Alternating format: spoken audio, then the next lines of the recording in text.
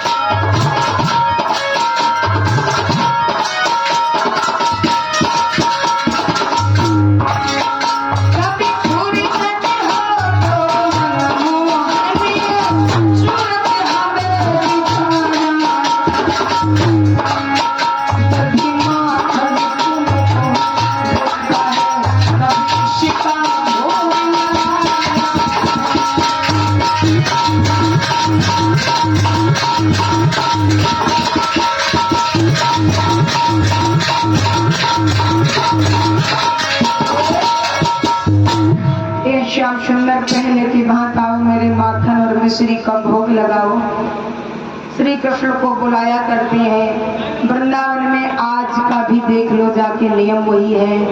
घर घर में भोग लगता है, घर घर में तुलसी का वृक्ष है, घर घर में भगवान का मंदिर है, ठाकुर जी का मंदिर है।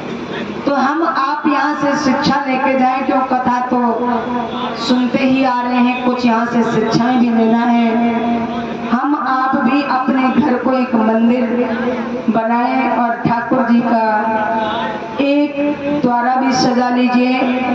उनका जब दरबार होगा, जो भी रूखा सूखा खाएं वो भगवान का भोग लगाएं। हमें भी भगवान का भोग भगवान पर जरूर समर्पित करना चाहिए, क्योंकि कहा जाता है कि जैसा खाओगे अन्न वैसा रहेगा मन, जैसा पियोगे पानी वैसी बनेगी वाणी, और जैसा करोगे संग वैसा होगा रंग। जितनी करोगे भक्ति वो उतनी बढ़ेगी शक्ति। अन्न खाते तो सभी हैं, अन्न खाने का तरीका सभी का अलग है। आप कहते होंगे ऐसा कैसे है, कैसे नहीं। किसी किसी की आदत होती है, सुबह सुबह उठते हैं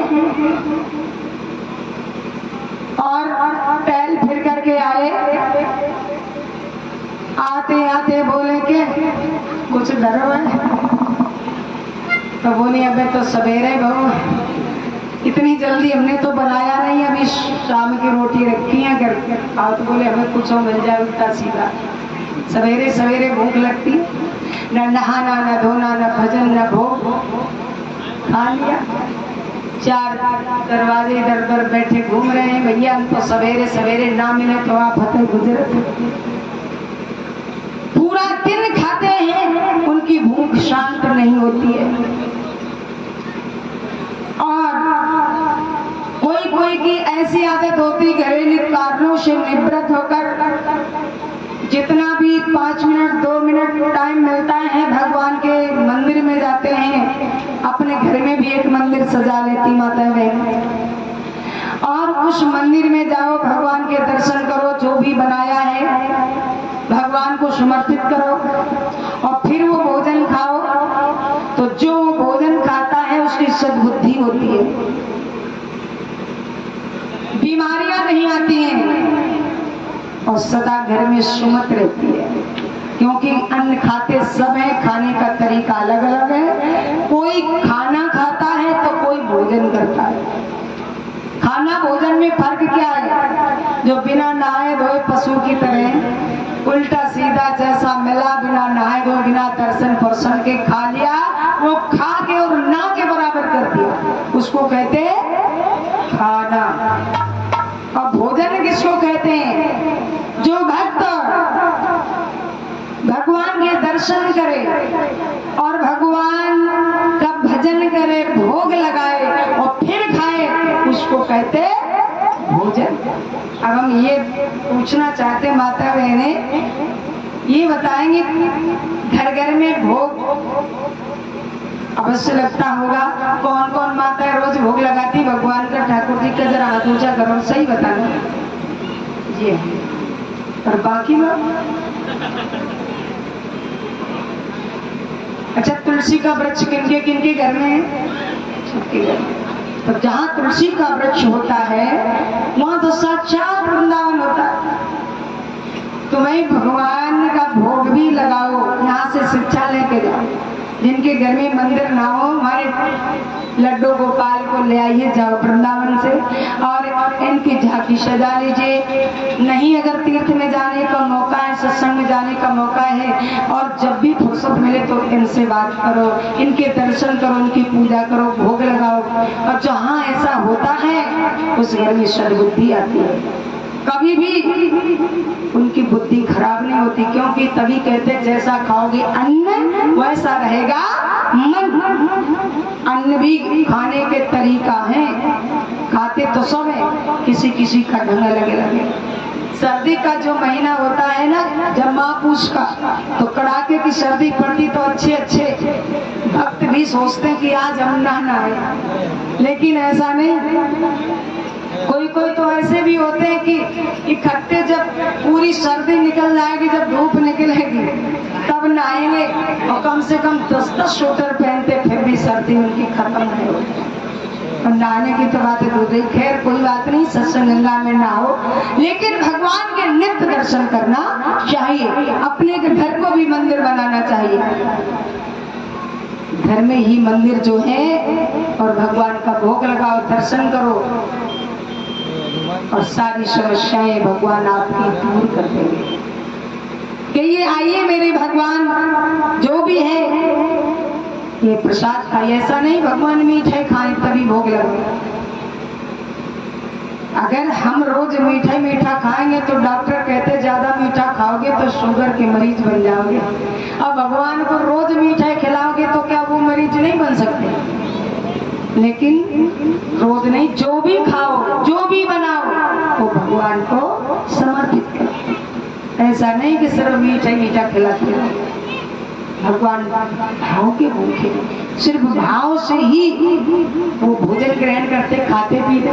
और तुलसी का दल डाल लो, वो भगवान को भोग लगता। गोपियां ऐसा ही करती हैं। आओ मेरी श्याम, पहले के बाद माखन मिश्री का भोग लगाओ। जबकि श्री कृष्ण वादा करके परसों का, और वो तो चले गए थे मथुरा, लेकिन इनका नियम टूटा नहीं। तो हम भी यहाँ से एक ये शिक्षा लें, घर घर में भगवान का भोग लगना चाहिए और घर घर में भगवान का मंदिर होना चाहिए। कहना चाहिए कि मेरे श्याम आइए, राधे श्याम आइए, मेरे भोजन का भोग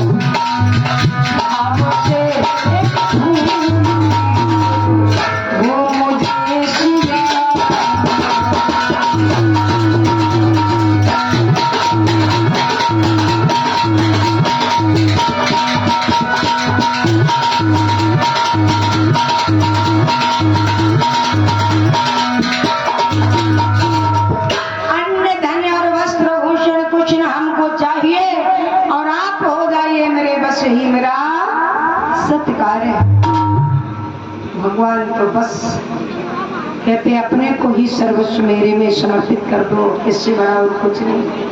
हम कहा बताऊं, मैं पंडित जी तो इतनी अवगुणी है, जब बैठे हैं यहाँ पे तो इनके हाथ पांव चलता है रात जैसे बंदर की नहीं। कहीं जी उठा के धरना तो कहीं वो उठा के करना। हम तब से देख रहे हैं, हमका कभी मान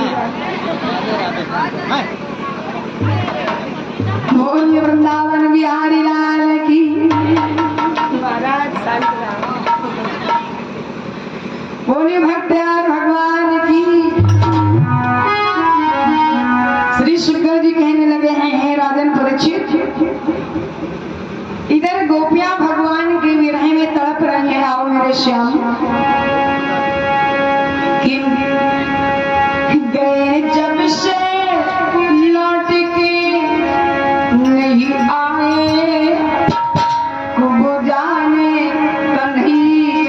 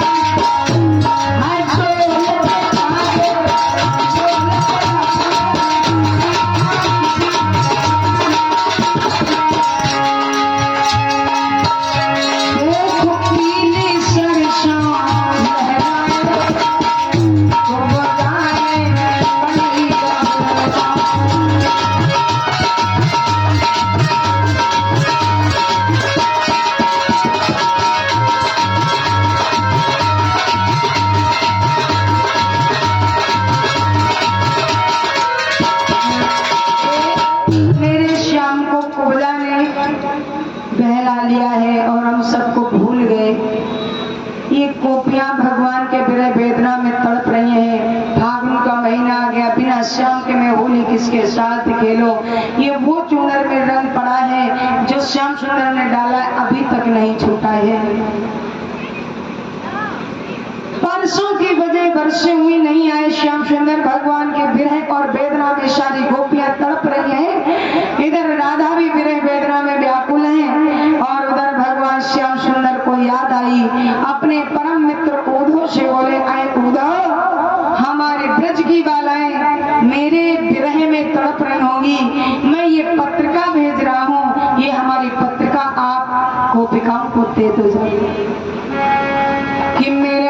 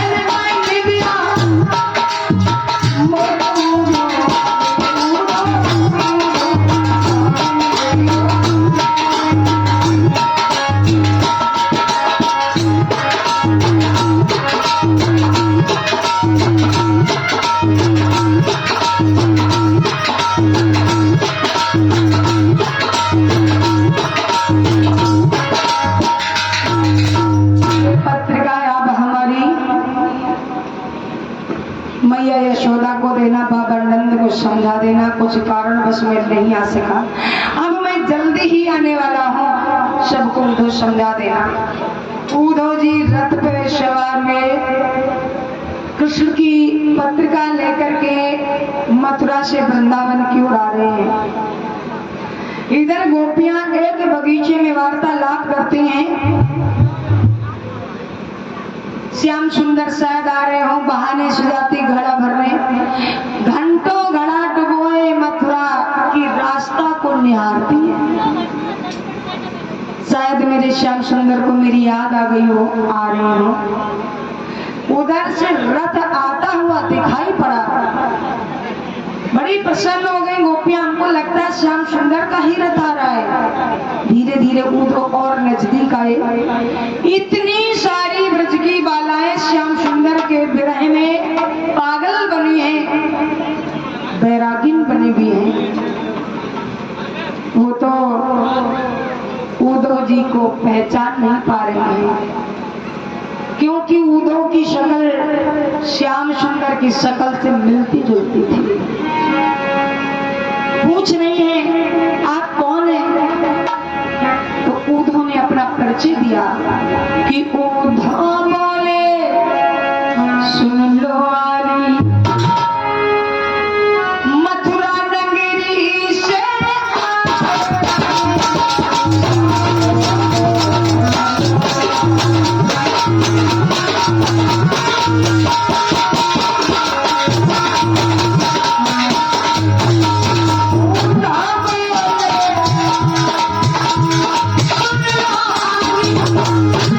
Thank you.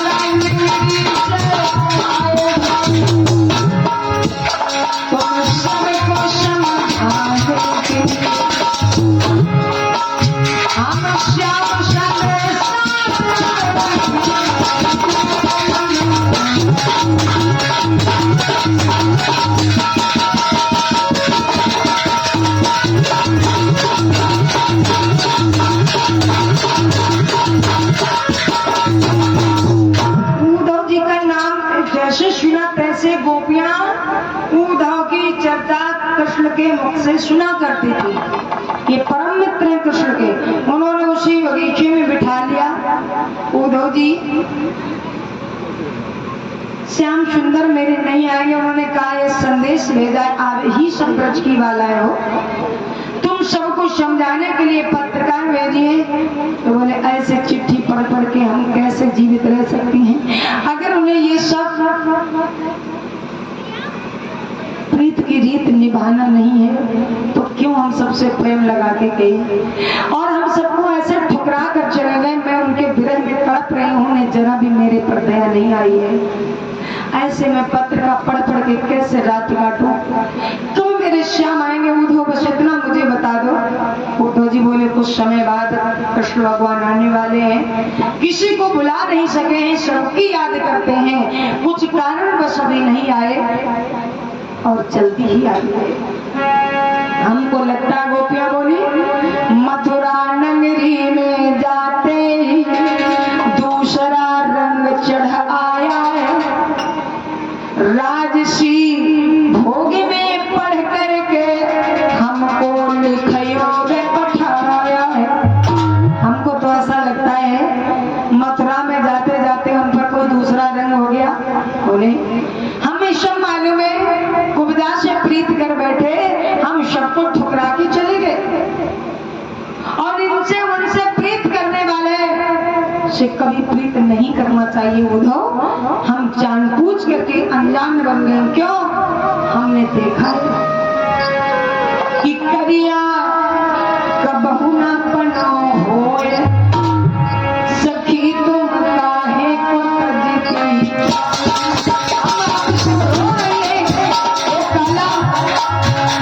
हम सबका नहीं हुआ, कौन काला कन्हैया?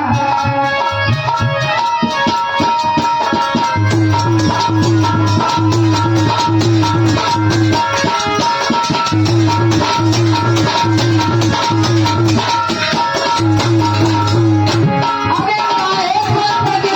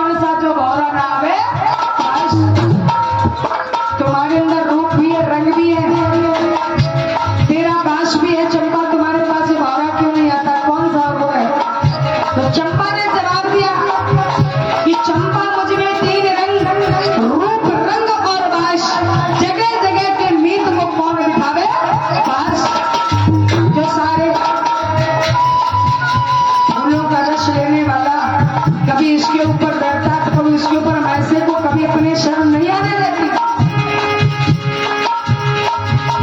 अरे हम सबसे भूल तो हो ही गई, तो कन्हैया से प्रीत कर ली, उन करियर में करिया कन्हैया निकल गया।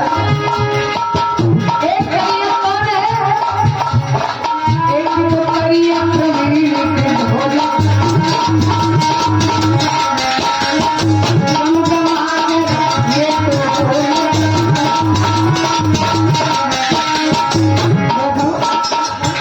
ये ढोलक वाले में बैठे करिया डाले बैठे तो करिया यो करिया, यही नहीं करिया चिमटा वाला कौन करिया चिमटा करिया, जितने सब करिया पंडित जी ने दिग्विजय गोरे हैं करिया। 7-8 दिन से आप लोगों को बड़ी सुंदर कथा सुनाई है। अब यहाँ पर हमारे परिचित जी से बहुत प्रेम हो गया, सब लोगों से प्रेम हो गया। मैं कह रहे हैं पंडित जी कब आओगे? पंडित जी का जल्दी आएगा। अब देखो ये कह के तो जल्दी जा रहे हैं, हो जाएगी कल से। यही करिया नहीं, एक करिया नहीं है, एक तो करिया जो सीता को बाजा सुनाए नहीं तुमको सारा।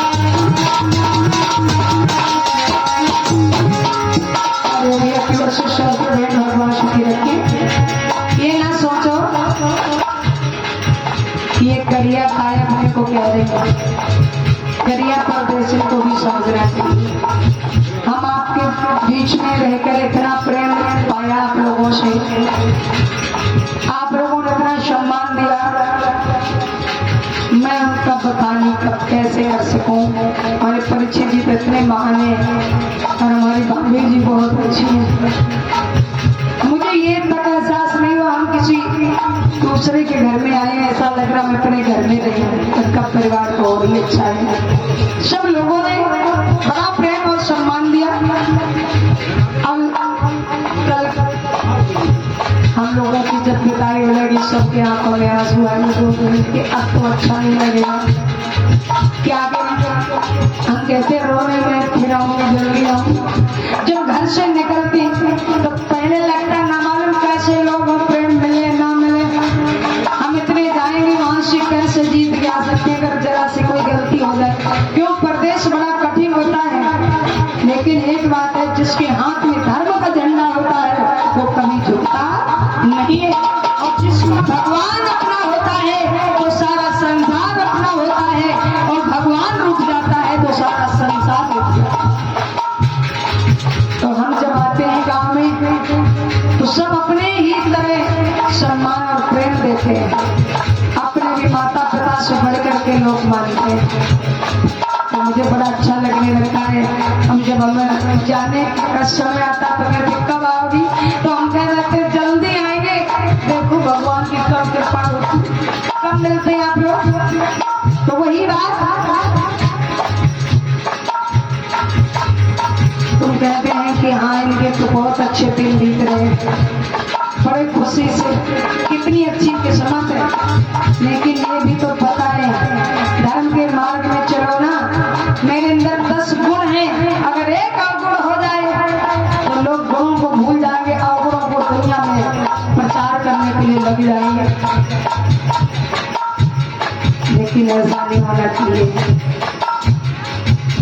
हमसे पूछो, जब मैंने कथा सीखी थी तो रात ने कर दिया है कि 4 दिन से हम सीखी भागवत और हुई गई नींद।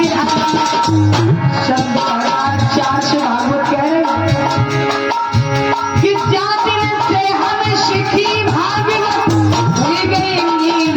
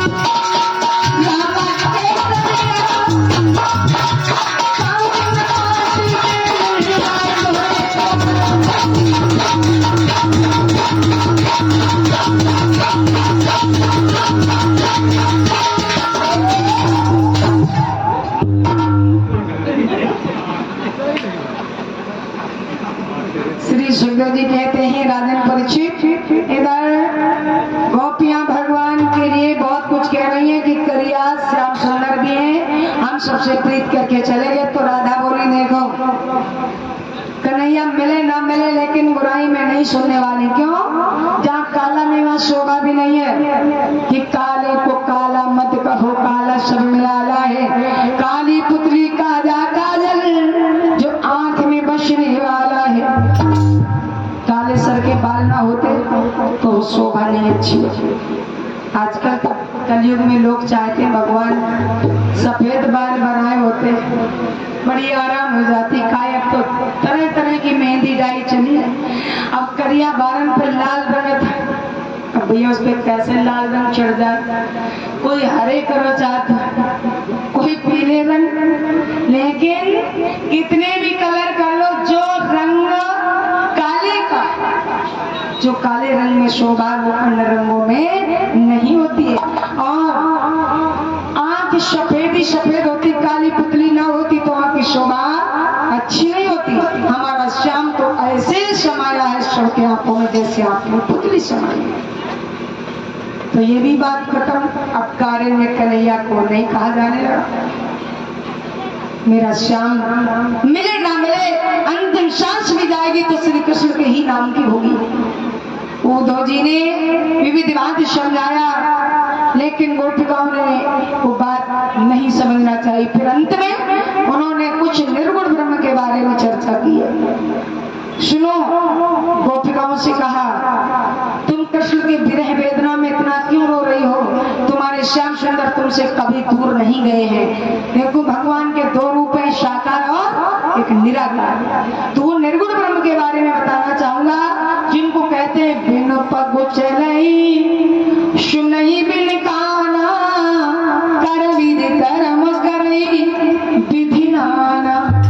बिना कान के सुनता है, बिना के देखता, बिना हाथों के काम करता हो, बिना पैर के चलता हो, वो निर्गुण ब्रह्म को क्यों नहीं अपना लेते? जिसको कहते अगम अगोचर, जो इन नेत्रों से नहीं देखा जा सकता है, वो क्या नेत्र के द्वारा देखा जा सकता है? तो निर्गुण ब्रह्म की चर्चा उन्होंने करना शुरू कर दिया। तो गोपियां क्या कहती हैं?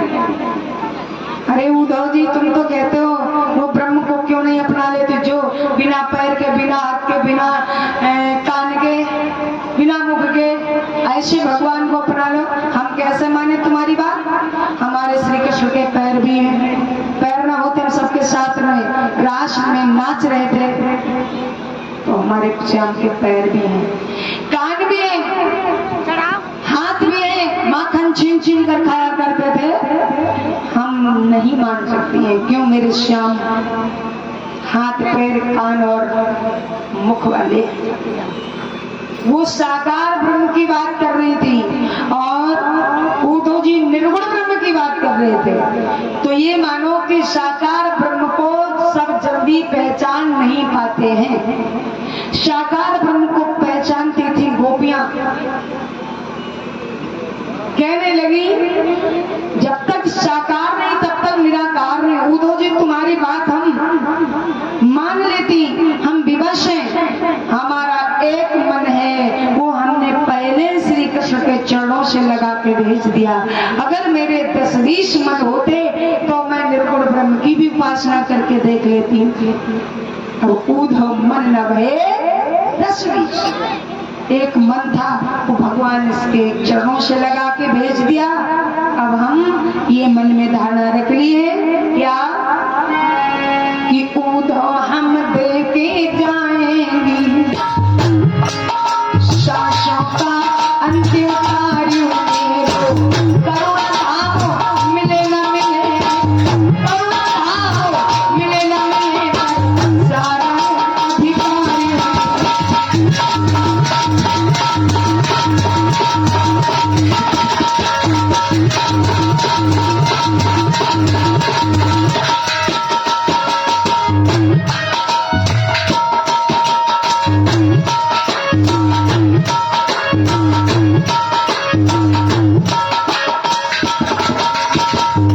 हमने तन मन उनके चरणों में वादा है, श्याम सुंदर मिले ना मिले, अब हम दूसरे ब्रह्म की उपासना नहीं कर सकती। उनके ज्ञान में फीके पड़ गए कौन? उद्धव। ये साकार ब्रह्म को जान लिए और निराकार में अब मन एक ही है, दूसरे को कैसे भजे। जैसे कि साकार और निराकार में फर्क मैंने क्या बताया कि साकार है शरीर और निराकार है आत्मा। और साकार क्या है? जिस तरीके से आप बीमार हो जाओगे तो साकार डॉक्टर के पास जाओगे, दवा लोगे, तब तुम्हारी बीमारी दूर होगी। और मैंने बताया था फोटो के डॉक्टर लगा लो घर में, उससे बीमारी दूर नहीं होने वाली है। जिस प्रकार से अगर कागज में किसी ने रसगुल्ला खाया और लिख दिया कि रसगुल्ला मीठा होता है, मैंने खाया तो उसका स्वाद उसमें लिख दिया। अब पढ़ने वाला कागज को उठाकर पढ़ने लगा कि रसगुल्ला मीठा होता है, तो क्या उस कागज के जो शब्द लिखे हैं पढ़ने से उसकी जिह्वा मीठी हो जाएगी? नहीं होगी ना। उसको रसगुल्ले को साकार रूप में प्रकट करके मतलब बना के खाना पड़ेगा, तब कहीं जिह्वा मीठी होगी। तो किताबों में लिखा तो है, प्रकट करना हमारा आपका काम है। इसलिए साकार ब्रह्म को सब नहीं जान पाते हैं, उसके लिए वो तीसरे नेत्र की जरूरत होती है। तो गोपियां ज्ञान में आगे थी। उद्धव जी पत्र का दे करके कुछ योग की चर्चा करना चाहा, जब उनका ज्ञान आगे नहीं चला उनके, तब चरण स्पर्श करके और वो यशोदा मैया को समझाते हुए बाबा नंद को वृंदावन तीर्थ करते हुए वहां से चले जाते हैं। वैसे तो ये कथा विस्तार से दिल्ली जाए, आत्मा परमात्मा का मिलन सिखाती उद्धव गोपी संवाद की कथा। बोलिए भक्तियार भगवान की। अब इस प्रकार से आगे की कथा आती है। किस प्रकार से जरासंध के साथ भगवान कृष्ण ने युद्ध किया और कैसे द्वारिका बसाई और कैसे द्वारका में प्रवेश करते हैं। ये अस्थि प्राप्ति जो कंस की 2 पत्नी थी, अपने पिता जरासंध से कहती है कि ना अहीर के 2 छोरे बलराम कृष्ण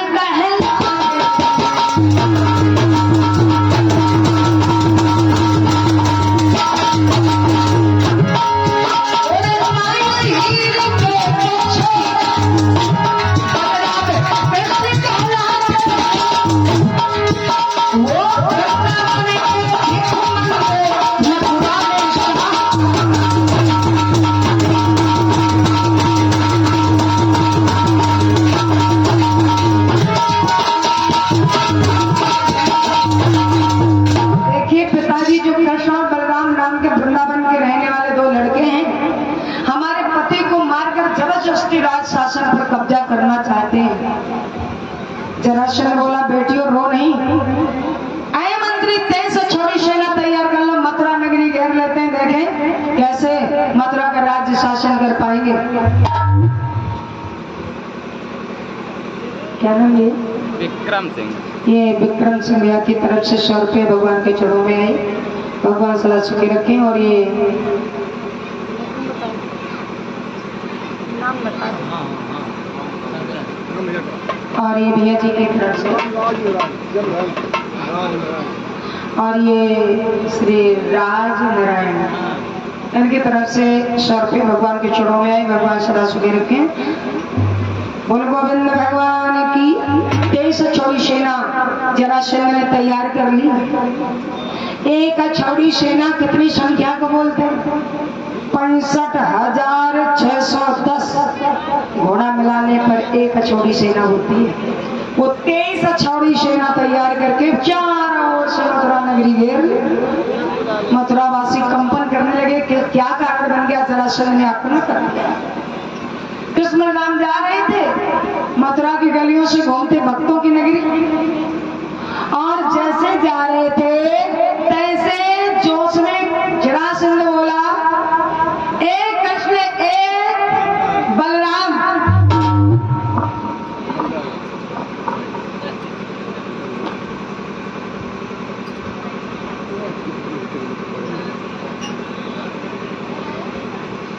एक कृष्ण के बलराम। इतनी बाली उम्र में इतनी बड़ी ऐंठ अच्छी नहीं होती है। क्या बिना मौत के मरना चाहते हो? श्री कृष्ण बोले, बात न चीत। अब तुम हमसे उल्टी सीधी बात करने लगे। कौन हो? हम मगध देश के राजा जरासंध है। तो हम भी कंस मामा के भांजे कृष्ण बलराम है। बोले, ज्यादा करोगे मालूम है, बिना मौत के मारे जाओगे। भगवान कृष्ण कहते, बिना बचे के ये लड़ाई करने को घूम रहा है। राधे राधे राधे श्याम, राधे राधे श्याम, हाँ राधे राधे श्याम। और ये भाभी जी के द्वारा 200 रुपये हमको दे रही हैं और 20-20 रुपये हमारे समस्त भाइयों को। 20 रुपये हमारे पंडित जी को, 10 रुपये हमारे स्टाफ के सभी भाइयों को बेनती है। भगवान सदैव पर अपनी कृपा दृष्टि बनाए रखें। बोली गोविंद भगवान की। तो सज्जनों, जरासंध लड़ाई के हिसाब से आया था। जिसको लड़ाई करना तो तमाम तरीके होते हैं लड़ने के।